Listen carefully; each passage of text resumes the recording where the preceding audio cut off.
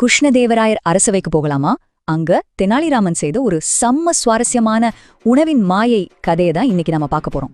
நீங்க சாப்பிடுற சாப்பாடு நிஜம்தான்னு உங்களால நிரூபிக்க முடியுமா? என்னங்க இது விசித்திரமான கேள்வி. இதுதான் அன்னைக்கு சபையில பெரிய விவாதமே. வெளியூர்ல இருந்து ஒரு தத்துவ ஞானி வந்திருந்தார். பயங்கர ஆணவம் அவருக்கு. அவர்தான் இந்த விவாதத்தையே ஆரம்பிச்சு வச்சார். அவர் வாய திறந்தாலே மாய பத்தி தான் பேச்சு. யாருக்கும் ஒண்ணுமே புரியல. உலகத்துல எல்லாமே மாயன்னு சொல்லிட்டு இருந்தார். கண்ணால பாக்குறதும் மாயே, நாம சாப்பிடுற உணவும் மாயே அப்படின்னு அவர் சொன்னது அங்கிருந்த எல்லாரையும் பயங்கரமா குழப்பிடுச்சு. இத கேட்டதும் சபையில ஒரே அமைதி. அரசர் ராஜகுருன்னு யாருமே வாய் திறக்கல. அடுத்து என்ன நடக்கும்னு ஒரு பரபரப்பு. அப்போ சரியா நம்ம தெனாலிராமன் எழுந்து நின்னார். இந்த முட்டாள்தனமான பேச்சை எதிர்க்க அவர் முழுசா தயாராயிட்டார்னு வைங்களேன்.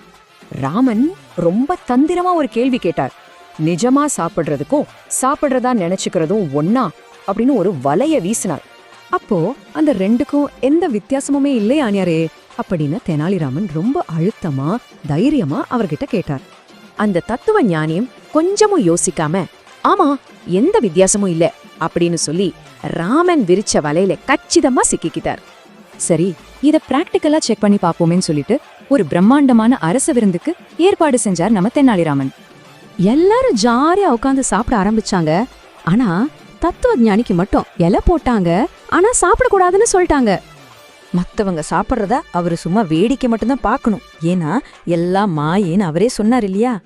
பசி தாங்க முடியாம கடைசியில அந்த தத்துவ ஞானி தன்னோட தப்ப உணர்ந்தார். நிஜத்துல சாப்பிடுறதும் நினைக்கிறதும் உன்னே கிடையாது. இத பார்த்து அரசர் கிருஷ்ணதேவராயருக்கு செம சந்தோஷம். ராமனோட இந்த பிராக்டிக்கலான அறிவை பாராட்டி நிறைய பொற்காசுகளை பரிசா கொடுத்தார். அது மட்டுமல்ல, அன்னிக்குதான் தெனாலிராமனுக்கு அரசவையில விகடுகவி அப்படிங்கிற அந்த மிக முக்கியமான பட்டத்தையே அரசர் அதிகாரப்பூர்வமா கொடுத்தார். இப்போ நீங்களே சொல்லுங்க, அடுத்த தடவை உங்களுக்கு சாப்பாடு வரும்போது அதை மாயன்னு நினைப்பீங்களா இல்ல ருசிச்சு சாப்பிடுவீங்களா?